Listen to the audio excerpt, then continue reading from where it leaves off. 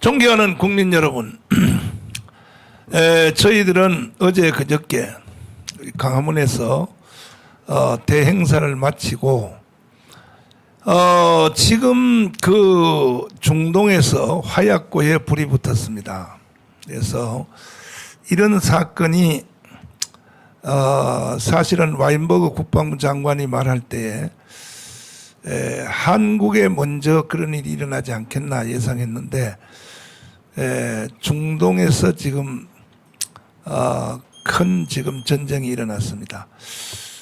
여러분들에게 이런 말씀을 드리는 이유는 내일이라도 한국에 이런 일이 일어날 수 있다 하는 것을 전 국민들이 알으셔야 되기 때문에 오늘 황준선 우리 쓰리스타 장군님을 모시고 지금 지구촌에 일어나는 여러 가지 말씀을 한번 들어보도록 하겠습니다. 안녕하십니까? 네. 예, 안녕하십니까? 네.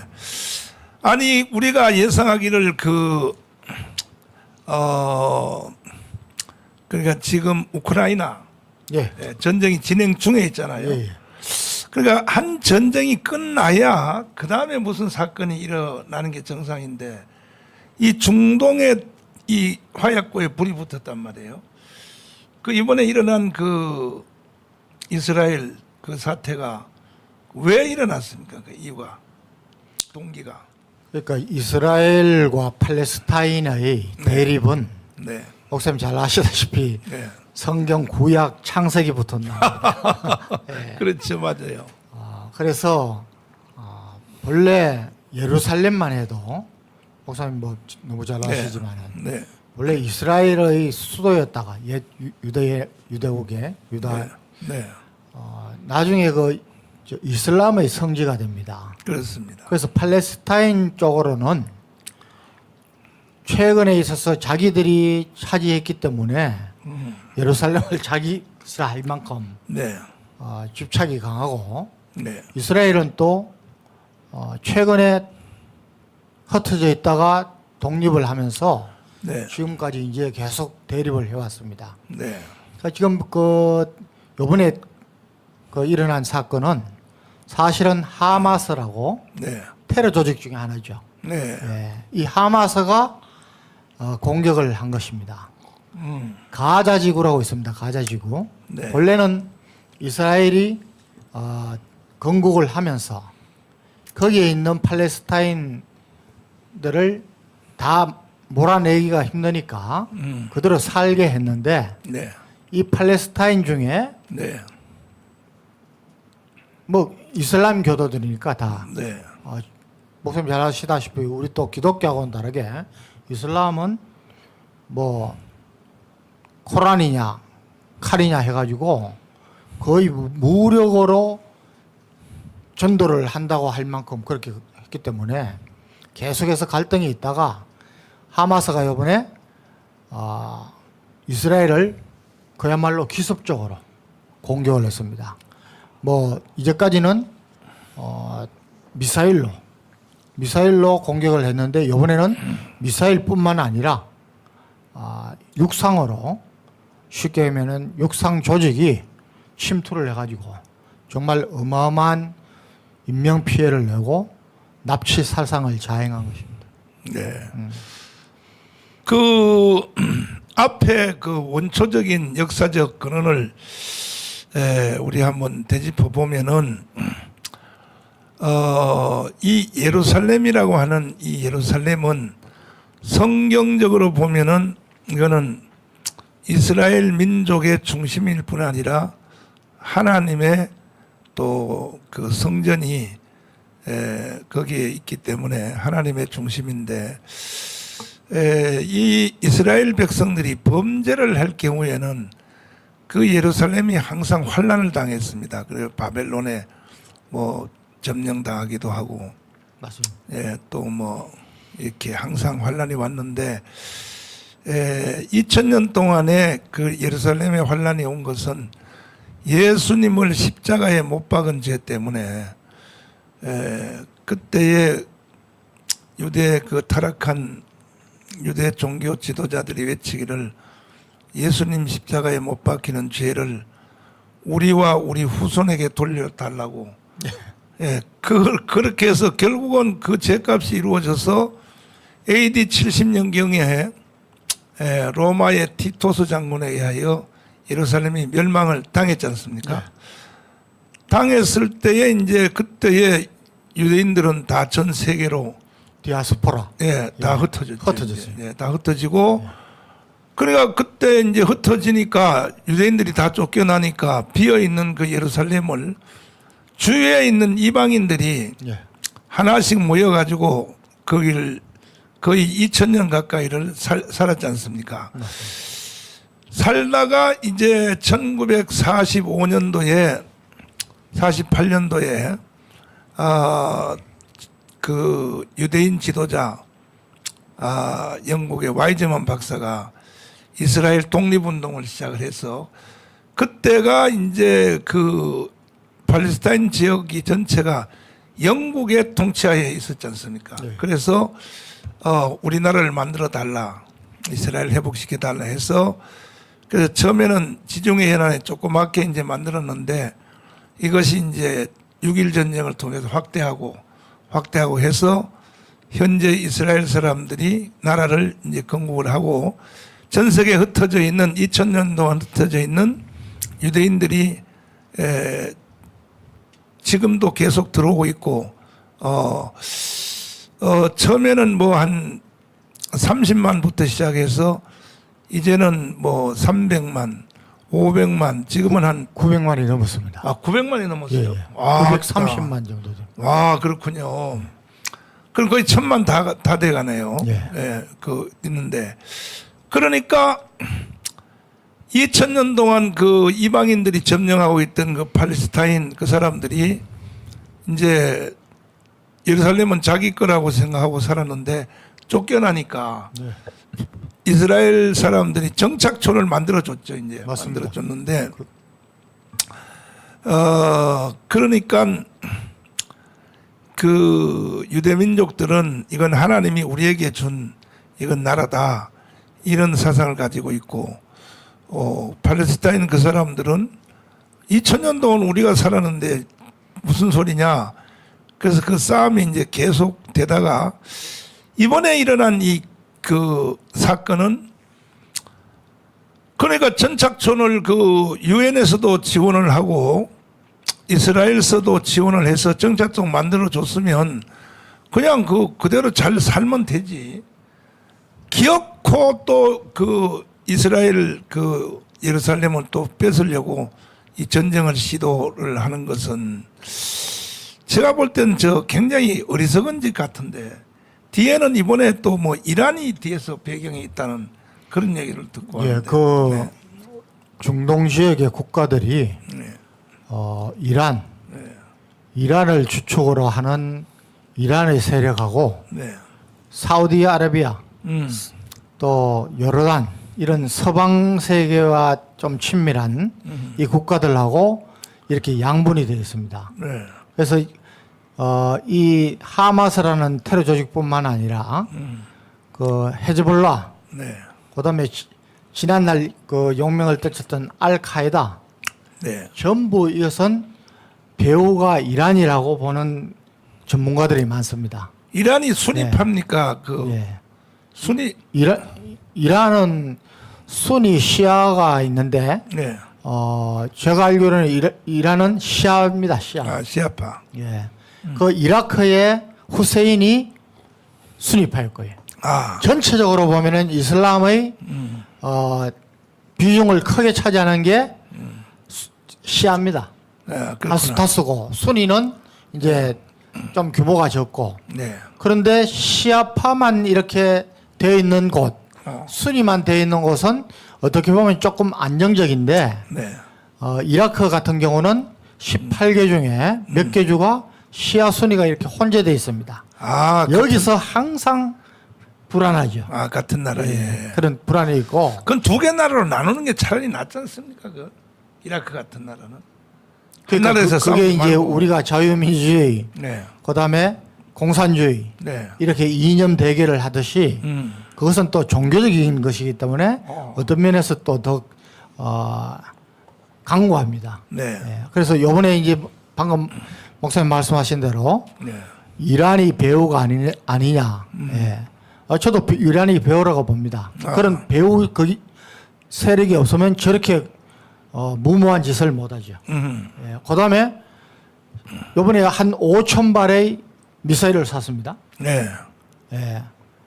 이 테러 조직이 네. 그런 그 지원을 못 받으면은 미사일을 5천 발 갖고 있기도 쉽지 않고, 네. 예, 쏘기도 쉽지 않은데 이란이 가는데 그 이유는 뭐냐?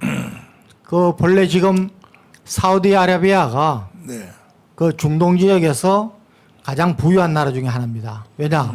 처음부터 미국과 친밀했던 나라들은 다 지금 잘 삽니다. 아. 그런데 옛날에 소련하고 친했던 이란이 그렇고 시리아가 그렇고 그렇죠. 예, 전부 못 삽니다. 왜? 참. 내가 공산주의이기 때문에 네. 위에 권력층들이 말은 서민, 약자 뭐 이렇게 말은 하지만은 결국 이라크나 또는 뭐 북한하고 똑같은 그런 구조를 갖고 있기 때문에 최근에 와서 이제 목사님 잘 아시는 대로 네. 사우디아라비아가 이 이스라엘하고 네. 굉장히 밀접해졌습니다. 음. 여기에는 미국의 역할이 컸습니다. 네. 그걸 못 보는 거죠. 예, 그래서 이번에 이란이 만약에 배후로 작용했다 그러면은 네. 이런 사우디아라비아가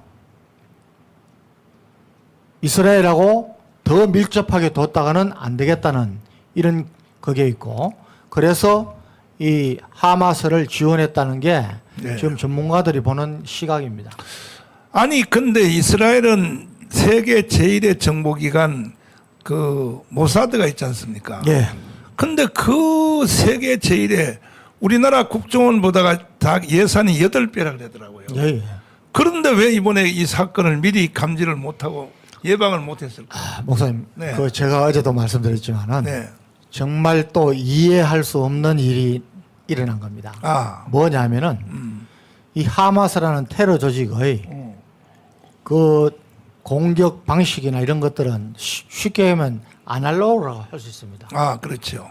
지금 이스라엘은 네. 군사력 규모는 적고 국민들 규모는 적지만은 어떤 군사력 순위 면에서는 네. 뭐 한 우리보다 훨씬 못하죠. 네. 전체 왜 규모가 적으니까. 그런데 질적인 면에서는 가장 뛰어난 군대 중에 하나입니다. 아. 그리고 우리와 같이 징집제를 가지고 있고, 네. 우리는 여성은 징집하지 않지만은 네. 미국은 관계없이 남성 여성 다 징집합니다. 아. 그리고 우리 군이 이스라엘을 계속해서 벤치마킹하는 분야는 뭐냐면은 이스라엘도 상비군은 적습니다. 아. 예비군으로 전쟁이 일어나면은 예비군을 이용해서 전쟁을 하기 때문에 네. 이 예비군에 대한 동원 체제라든가 평소 관리라든가 네. 그다음에 국가적인 어떤 시스템 자체가 정말 너무 잘 돼 있는 거죠. 네. 예, 그래서 우리나라도 그걸 벤치마킹 하려고 하는데 네.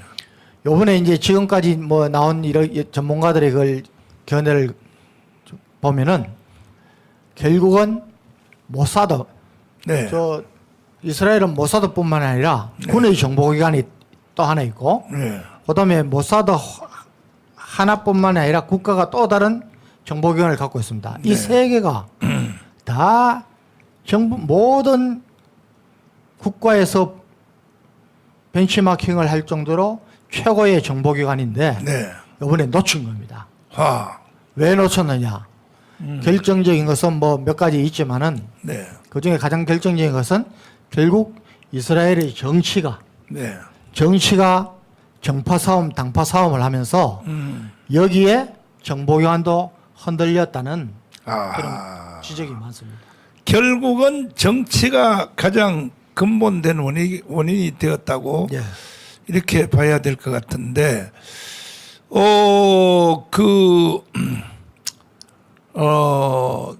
지금 언론도 그렇게 보도하고 있는데, 정치 분열, 이것이 이제, 모사드를 망가뜨렸다 그런데 근데 이스라엘은 우리가 지금 도입을 했습니까? 하려고 하는지는 하려고 하는 것이 그 아이언돔. 아이언돔. 예.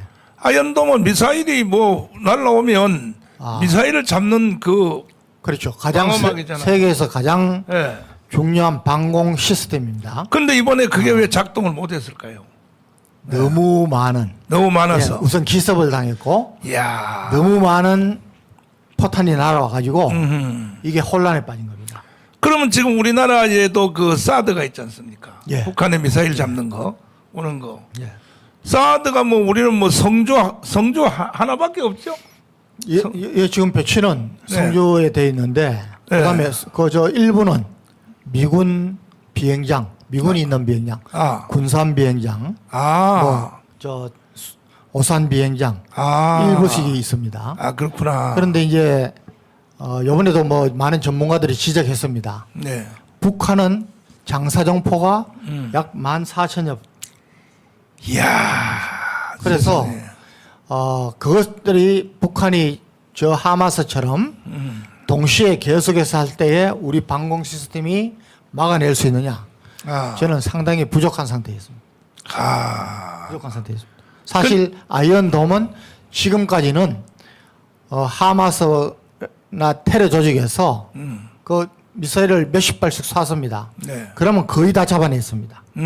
이번에 뭐 5,000발을 쐈다니까 네. 거기에 대한 대비가 부족했던 겁니다. 항상 그 중동 사태를 보면 이스라엘은 저쪽에서 공격할 그 기미가 보이면 선제적 타격을 먼저 했잖아요. 항상. 그렇죠. 예. 근데 이번에는 놓쳤단 말이에요, 그게요. 예, 그것이 이제 네. 모사드를 비롯한 정보기관의 약점이 드러난 거고. 야. 예.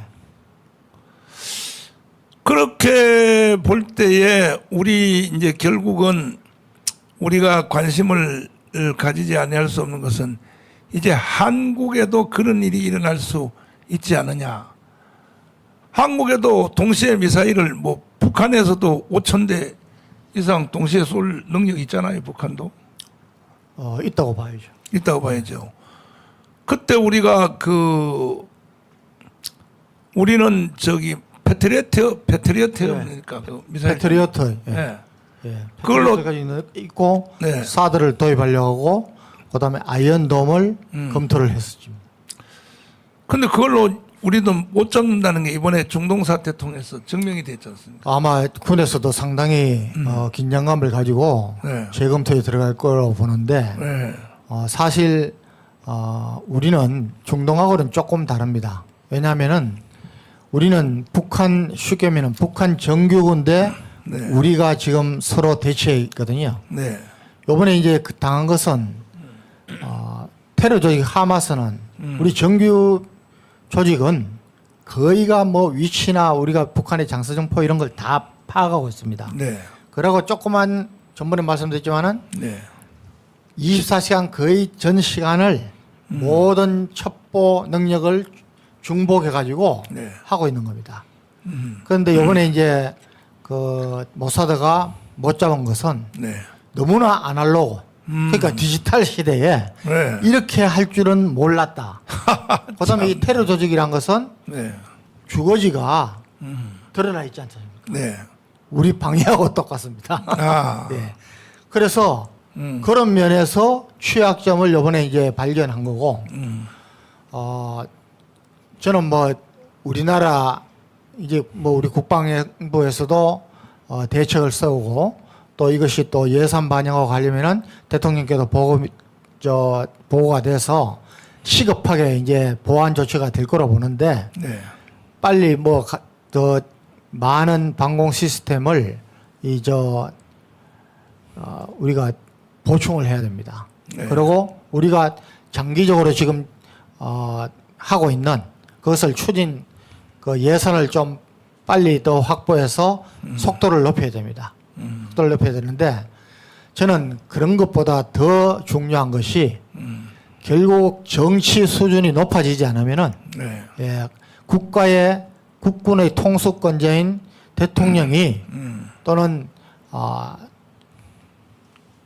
국회가 정치가 네. 제대로 되지 않으면은 이런 상황이 벌어진다.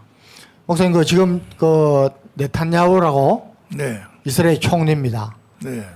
지난번에 총리를 했었죠. 그때는 제법 잘했습니다. 아. 그런데 한참 있다가 다시 이제 지금 나와서 총리가 된 뒤에 여러 가지 정치적 갈등이 많은 겁니다. 예. 그래서 또 이제 아까 말씀드린 대로 이란이 사우디와 이스라엘의 어떤 친밀 관계가 더 강화되기 전에 뭔가 경고를 해야겠다는 그런 의미도 있고 이렇게 강합니다. 목사님 제가 한 가지 또 말씀드릴 것은 네. 지난번에 저희들 우리 이제 저희 애국 시민들은 거의 다 아는데 네. 다음 전쟁 있지 않습니까? 네. 또 넥스트 워에 그렇죠. 와인버거 전 미 국방장관이 네. 앞으로 전쟁이 일어나면은 이런 곳에서 일어날 것이다. 네. 그래서 제일 먼저 가능성이 높은 데를 우리를 뽑고 네. 중동을 뽑았습니다. 아. 그다음에 동구권, 동구권. 예, 러시아에서 소련에서 동구권을 뽑았습니다. 네. 그다음에 이제 대만입니다. 음. 그다음에 멕시코입니다. 네. 5군데입니다. 순서가 바뀌었네요, 근데. 예, 순서는 바뀌었는데 네. 이미 우크라이나하고 네. 중동. 네. 중동이 지금 그 예측대로 더 있는 겁니다. 그렇군요. 예, 본래 우리 한국을 가장 가능성이 크게 보고 네. 한국이 일어날 때는 대만하고 연계가 된다. 왜? 중국 때문에. 네. 이런 그 의견을 그때 냈는데 오히려 러시아에서 푸틴에서 우크라이나 동구권이 그였고 그다음에 요번에 하마스 이거는 거의 정규전 상태입니다. 저는 이스라엘이 지금까지 정책을 볼 때 네. 절대로 그냥 넘어가지 않고 이거는 1973년에 했던 그 중동 전쟁 네. 그때도 목사님 그 73년도면 제가 생도 6.1 전쟁. 예 2학년 때인데 네. 그때까지는 전부 아까 목사님 말씀한 대로 네. 이스라엘이 선제적으로 해가지고 네. 초전에 박살을 냈습니다. 그런데 그때는 한 초전에 네. 굉장히 당했습니다. 기습을. 음. 그 왜 당했느냐 하면은 네. 그래서 아까 제가 말씀드릴 때 정보는 여러 가지 수단을 중첩해서 씁니다. 그래서 예를 들어서 인공위성이나 군사위성 같은 데서 하는 그런 정보, 네. 우리나라가 갖고 있는 그 우리 정찰기행 정보, 네. 뭐 또 사이버, 그다음에 저 인간 정보. 네. 그런데 그 6.1 전쟁 때는 목사님 잘 아시지만은 6.1 전쟁이 사다트 네. 이집트 사다트 맞아요. 왕 때 붙었지 않습니까? 맞아요. 모세 다이안하고. 그때 네. 이스라엘이 네. 그 휴민트 인간 정보 음. 그 앞에 나세르 있지 않습니까? 네. 나세르의 사위가 거의 한 20년간 그 이집트의 최상층부에 있으면서 네. 간첩을 간첩 노릇했구나. 간첩했습니다. 우리나라하고 똑같네. 예. 간첩했는데 네. 경고를 했습니다. 사위가 네. 언제 아. 공격을 할 것이다. 아. 그런데 이스라엘이 그런 그 정보를 제공을 몇 번 하니까 딱 준비하고 그다음에 하고 있다가 아니거든요. 네. 훈련이었다 그러고 기만술에 속은 겁니다. 아하. 그래서 실제로 그 할 때는 이거 여덟 며칠 몇 시에 한다 했는데도 그냥 정보기관들이 네. 이걸 가치를 낮게 본 겁니다. 네. 그래서 처음에 이제 막 그 공격을 이집트군이 공격했을 때 굉장히 밀렸습니다. 이번에 이스라엘은 그 모사드 정보 기관이 사실 무너졌다고 이렇게 본다면 세계적인 그 정보 기관이 미국 CIA 있잖아요. 예. CIA는 왜 이걸 미리 사전에 그 예고를 못했을까요? 그래서 요번에 네. 전문가들이 보는 것 중에 네. 왜 이스라엘이 이번에 이렇게 당했느냐 중에 또 한 가지가 네. 결국 미국 미국과의 이 뭐 동맹 관계가 아니니까 네. 미국에서 가장 중추적인 역할을 하고 있는 사람들이 유대인이고 그렇죠. 모든 경제, 군사 모든 분야에서 밀접하게 돼 있는데 네. 미국하고 우리처럼 그 철저한 동맹 관계를 하거나 미군을 주둔시키지 않은 것은 그 이스라엘 고집 때문입니다. 우리가 남을 의지하면은 우리 스스로 나태해진다. 아, 이런 것 때문에 이제까지 계속적으로 미군 주둔을 밀어내고 우리는 독자적으로 또 그만큼 또 뛰어나니까. 그런데 만약에 미군이 거의 주둔했거나 네. 미국하고 더 했으면은 감히 이란이 이런 사주를 해서 테러 조직인 하마스나 히즈볼라가 할 수 있었겠느냐. 이게 또 전문가들 얘기입니다. 지금 미국 그 칠함대가 지금 급파되고 있죠. 예, 예. 현재. 그러면 그 근원인 이란을 미국이 이란을 칠까요, 안 칠까요? 앞으로 저는 치기 어렵다고 봅니다. 어렵다고 봐요. 앞으로 뭐 또 상황 변화에 따라서 가는 거지만은 네. 이게 국제적으로 이목을 끌고 또 에스컬레이터 돼가지고 또 국제전이 될 수밖에 없는 것은 네. 명분이 굉장히 중요합니다. 그런데 그런 명분을 구하기가 그렇게 쉽지 않고 이게 미국이 지금 계속해서 최근에 지난번 이라크전 대테러전 이후에 신경을 쓰는 것은 왜 우리 젊은 청년들이 우리 돈을 써서 가서 이렇게 희생이 되고 우리가 부담이 돼야 되느냐. 그게 이제 아메리카 퍼스트 미국 우선주의거든요. 네. 거기에 가장 상징이 트럼프 아닙니까? 그렇죠. 예. 이런 문제 때문에 당장 이란을 공격하기는 쉽지 않을 것 같습니다. 네. 이건 제 개인 의견입니다. 근데 이번에도 역시 그 옛날에 6.1 전쟁 또 이스라엘 전쟁 때마다 나타났던 대로 해외에 있는 그 유대인들 미국을 비롯하여 학생들이 다 비행기 타고 지금 본국으로 다 들어가고 있는데 참 그의 감동입니다. 네. 근데 그렇게 이슬람 같이 종교로 모정된 그런 나라들은 오히려 도망가고 있단 말이에요. 그렇죠. 예. 참 그걸 보면 중동 전쟁 때도 네. 그러니까 이스라엘의 힘이 그런 데서 나오는 겁니다. 지난번 중동 전쟁 할 때도 네. 뭐 나이 여부를 막론하고 남녀 구분 없이 네. 그 동원령을 내리니까 전부 들어갔습니다. 네. 그때는 또 유명한 뭐 배우나 유명한 그 학자들이나 네. 관계없이 다 들어갔습니다. 야. 요번에도 또 그런 상황이 벌어지고 있는 겁니다. 그렇죠. 그러니까 이게 참 애국이고 그런 것을 정말 우리나라가 본받는다면 세계에 지금 무서워할 그게 없는데 네. 현재 상태로 보면은 우리는 동원령 내려도 뭐 병역 기피부터 뭐 너무 많이 하는데 네. 우리 청년들이 돌아오겠습니까? 네. 그 미국은 이란을 치지 않는다 해도 이스라엘은 뭐 눈치 보는 나라가 아니잖아요. 예. 이스라엘이 바로 그 이란에 대해서 장거리 미사일 공격을 할까 안 할까요? 보복을 이란에 대하여. 그건 이제 이란이 배후 세력이다. 네. 이런 그게 확실하면은 가능성이 있는데 전 그것도 좀 낮게 보고 네. 일단은 그 이스라엘 국방장관이 이건 정규전이다 이야기했습니다. 아. 그것은 이번 기회에 테러 조직을 벌써 하마스 네. 고위직 2명이 아. 어제 살해됐습니다. 하하. 이것은 뭐 그냥 폭격이나 미사일 이런 것도 있지만은 네.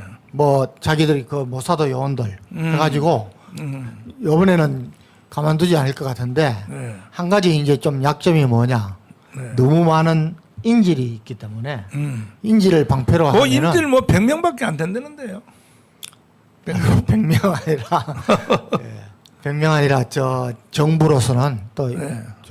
이스라엘의 내 국민이 인질로 있는데 마음 놓고 하기는 힘듭니다. 그런데 이번에 또 국방장관이 이야기를 했습니다. 네. 가자 지구에 대해서 예? 이제는 수도, 전기, 네. 물 다 끊어버리겠다. 저는 오히려 그런 것들이 그 안에 있는 팔레스타인 사람들이 정착촌에 대하여. 그렇죠. 예. 아, 왜 너희들 때문에 테러리스트 때문에 네, 우리가 이렇게 이제 어려움을 당하느냐. 네, 오히려 굉장히 좋은 효과를 겁니다. 예. 우리 옛날에 빨치산 토벌 할 때 네, 베트남전에서 베트콩들 할 때 제일 첫째가 이 민심, 네, 그러니까 주민들로부터 이 격리시키는 겁니다. 예, 그런 면에서는 저는 잘하고 있다고 보고 그 대신 이미 정규전이다 네. 선언을 했습니다. 그래서 네. 이스라엘의 그 직접적인 무력 보복이 굉장히 장기간 계속될 것 같습니다. 그런데 결국은 저렇게 돼버리면 자기들의 전착촌을 잃어버리고 그 옆에 나라인 그 뭐 이쪽 북쪽으로는 시리아 쪽으로 예. 이쪽으로 쫓겨날 수밖에 없는데 그러면 새로운 전착촌을 또 새로 만들어야 될 텐데 이런 것을 다 알면서도 그 지휘부가 그 지도자들이 왜 이런 무모한 5,000발 미사일을 쏘면 아니 이스라엘 성질을 몰라서 그럴까요? 아니 5,000발 쐈다 그러면 이스라엘은 반드시 10,000발 이상을 쏠 텐데 그 지도자들이 왜 이런 무모한 짓을 왜 할까요? 도대체가. 그러니까 뭐 우리 북한도 마찬가지인데 네. 우리 자유주의 민주주의 국가에서는 시스템을 가지고 안보를 이렇게 대비를 하고 합니다. 네. 시스템이란 것은 어느 한 사람의 의견이나 이것보다는 각 분야의 전문가들이 모여서 네. 시스템을 가지고 예방을 하고 억제를 하고 대비를 하고 또 조치를 하는 이런 시스템인데 네. 공산주의 국가, 독재 국가, 그다음에 이란처럼 신정 국가 이런 데는 거의 한 사람의 의견이 절대적이지 않습니까? 네. 지금 그 호메이니가 죽고 난 뒤에 네. 이란을 통치하고 있는 친구도 굉장히 강성 아닙니까? 그러니까 이제 그런 일이 벌어진다고 저는 봅니다. 네. 마지막으로 결국은 이제 우리 한국 문제 때문에 거기에 대해서 우리가 관심이 이제 클 수밖에 없는데 북한이 저런 또 모형 흉내를 내서 저런 짓을 할까 하는 것이 최고의 염려가 되는데 북한이 저 되는구나 미사일을 한꺼번에 5,000발 북한은 뭐 10,000발도 쏠 수 있겠죠. 쏘면은 되겠구나 하는 이런 착시 현상을 또 북한이 일으키지 아니할까. 충분히 그게 있고 네. 저는 이것을 이제 우리 목사님이 평소에 우리 국민 개혁은 개몽 운동을 위해서 말씀하시고 설교하시고 하는 것 중에 가장 큰 것이 주한미군의 역할이 있지 않습니까? 네. 뭐 유엔사령부는 말할 것도 없고 네. 미군이 주둔하고 있는 곳에는 안정과 네. 뭐 성장이 따라가는 게 역사의 교훈이고 네. 미군이 있다가 철수하면은 안보 문제뿐만 아니라 성장이 멈추고 오히려 거기 있던 외국의 기업들이 다 철수하고 이런 나라가 망하는 이런 것들이 이번에도 보면은 똑같이 적용되는 겁니다. 전문가들이 이야기하는 대로 이스라엘이 모사드의 어떤 방심, 네. 왜 모사드가 방심을 하게 됐느냐? 당파 싸움에 휩쓸렸다는 거죠. 정치에. 네. 그래서 이 정치가 제대로 된 방향으로 가야 된다. 우리가 늘 하는 이야기고. 네. 그래서 정치에서 국가의 중요한 기관들이 우리는 지금 목사님 너무 저보다 잘 알고 계시지만은 국정원이 네. 문재인 정권 때 거의 간첩이라고 하는 인원이 가장 중요한 기조설정에 들어가 있었잖아요. 그렇습니다. 네. 간첩이 들어와 이런 것들을 못하게 해야 되는 겁니다. 미국이 그나마 세계 패권 국가로 유지를 할 수 있는 것은 이런 정치 때문에 국가의 어떤 기관들이 중요한 기관들이 중간에 정무직으로 들어가서 완전히 흔들어 놓고 이런 것들은 미국은 못 합니다.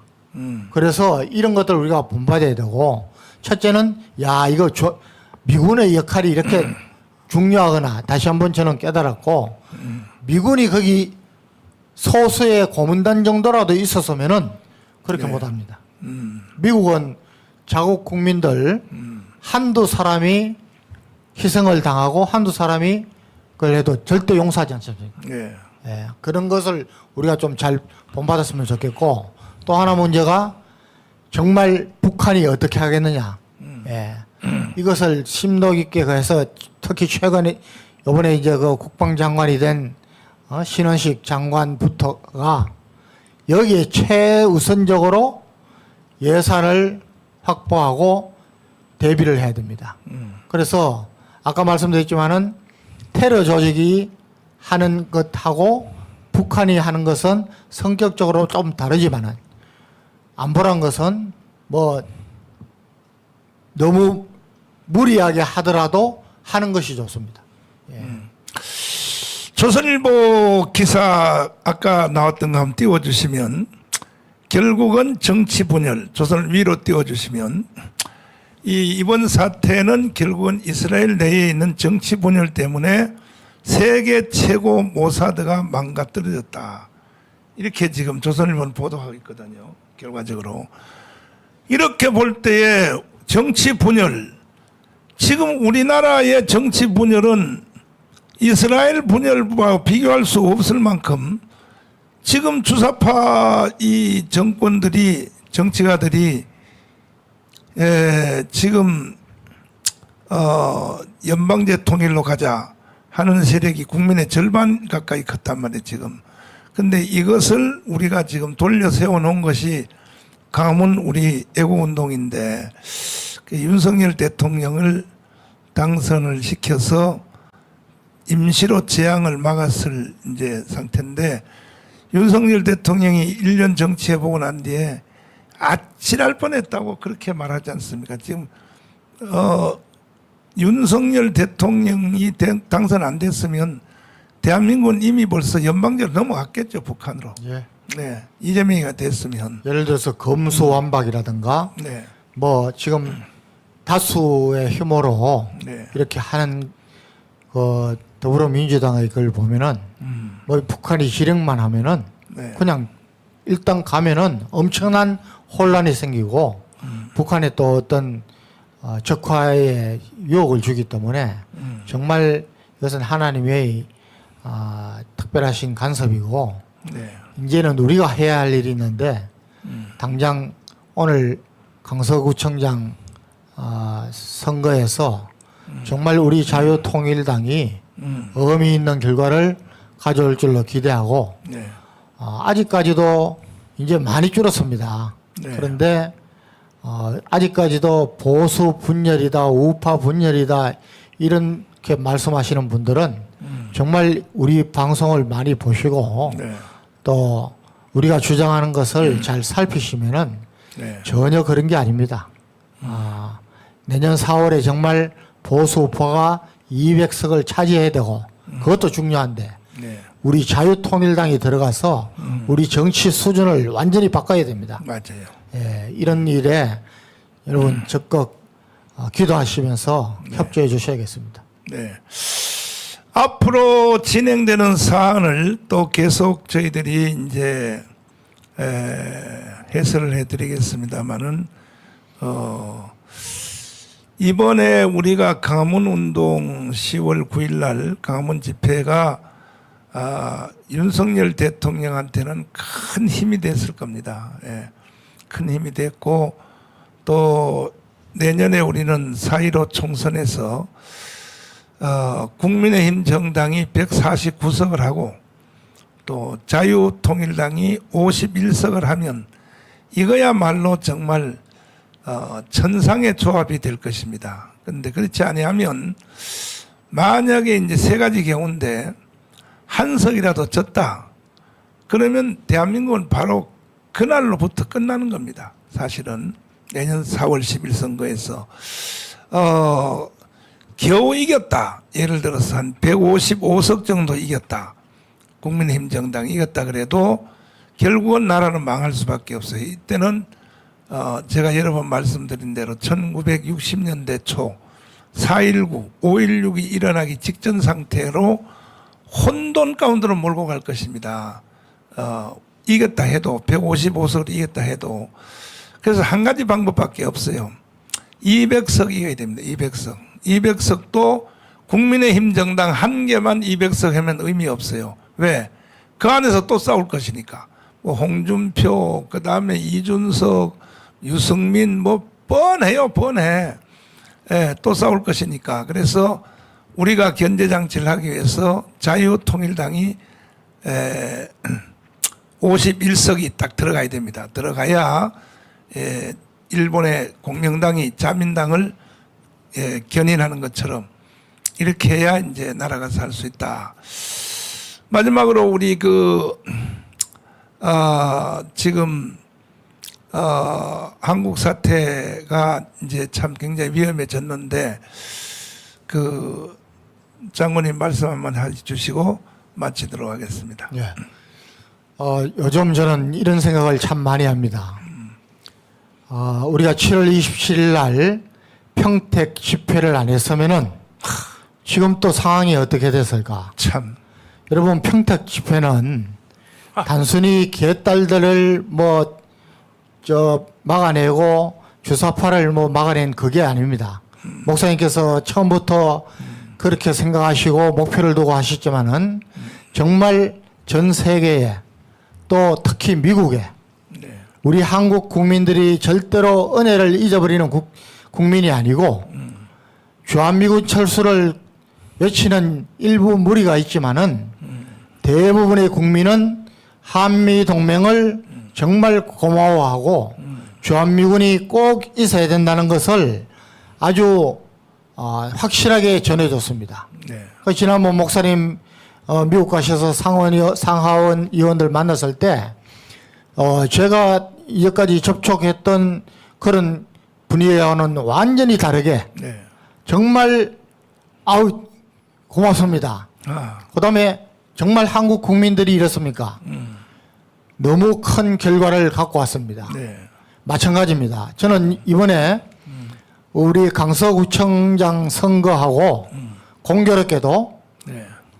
성공적으로 끝난 지난 10월 9일 네. 우리 구국대회가 정말 시너지 효과를 얻었다고 봅니다. 네. 이제 여러분 정말 안타까운 일은 우리 방송에서 신문에서 네. 아직까지 보도조차 해주지 않지만은 강서구 내에서의 우리 자유마을 우리 조직의 움직임과 뜨거운 열정은 이제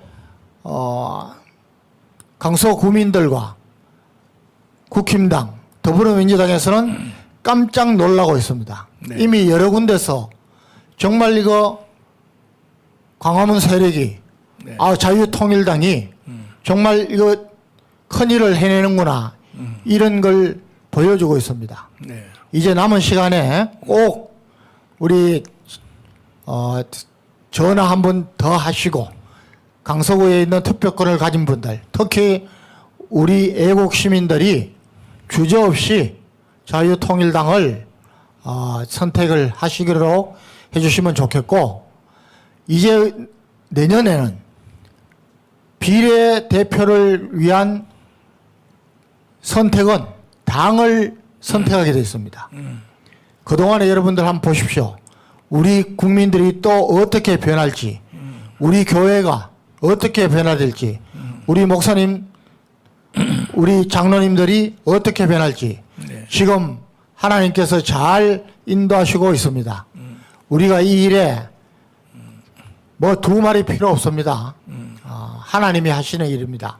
우리가 적극적으로 하나님 앞에 우리의 모든 충성을 보여야 할 때라고 믿습니다. 네. 지금 여기에 많은 댓글들이 이제 올라와 있는데 이거에 대한 모든 대답은 딱 하나입니다. 자유마을 1000만 조직 이제 560만 됐는데 1000만 조직되면 여러분들이 지금 여기 요구하시는 것 또 견해 모든 걸 일시에 해결할 수 있는 것은 자유마을 천만 조직 이걸 빨리 완성을 해 주시기를 바랍니다. 그러면 다음 시간에 또 여러분들을 뵙도록 하겠습니다. 예, 감사합니다. 감사합니다.